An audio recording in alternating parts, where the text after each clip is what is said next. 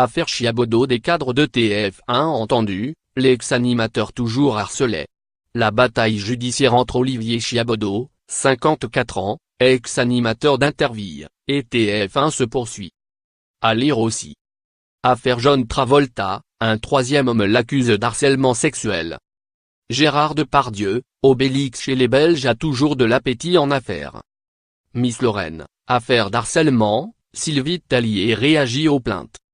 En septembre dernier, après de très longues années de silence, l'ex-figure de la Une qui avait été accusée de tricherie puis licenciée une première fois en 1997 par la chaîne annonçait avoir finalement porté plainte contre X pour harcèlement moral. Ce 3 avril 2018, Le Parisien a pu consulter le procès-verbal reprenant les propos d'Olivier Chiabodo prononcés lors de son dépôt de plainte. J'ai assisté à des choses terribles et inadmissibles au cours de ma carrière à TF1, à plusieurs reprises, les différents DRH m'ont demandé de me taire au sujet des faits graves dont j'avais connaissance, d'être raisonnable et de penser à ma famille, peut-on notamment lire dans ce PV. Toujours selon nos confrères, qui évoquent de possibles affaires de meurtre touchant des mineurs même si l'ex-animateur n'en a pas dit davantage sur ces choses terribles et inadmissibles plusieurs cadres de TF1, dont l'actuel DRH et l'ex-directeur de la communication, ont été entendus par les enquêteurs du commissariat de Boulogne ces derniers jours.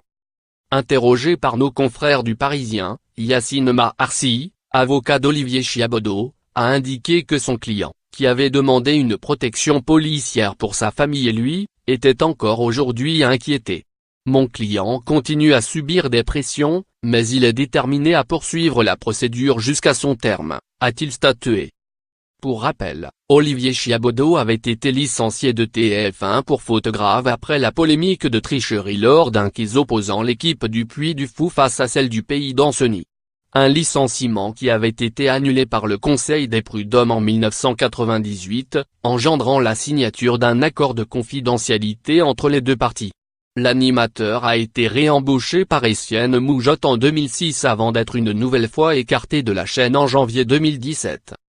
Interrogé par Anne-Elisabeth Lemoine dans C'est à vous, France 5, en septembre 2017, l'homme de télévision avait défendu son honneur puis réitéré ses accusations, notamment celle établissant qu'il aurait reçu des menaces de mort afin qu'il ne dévoile pas que la production était à l'origine des tricheries d'Interville.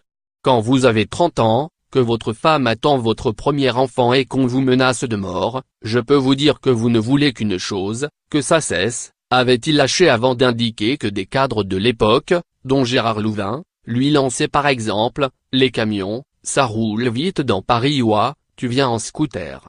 Fais attention quand même. L'enquête se poursuit.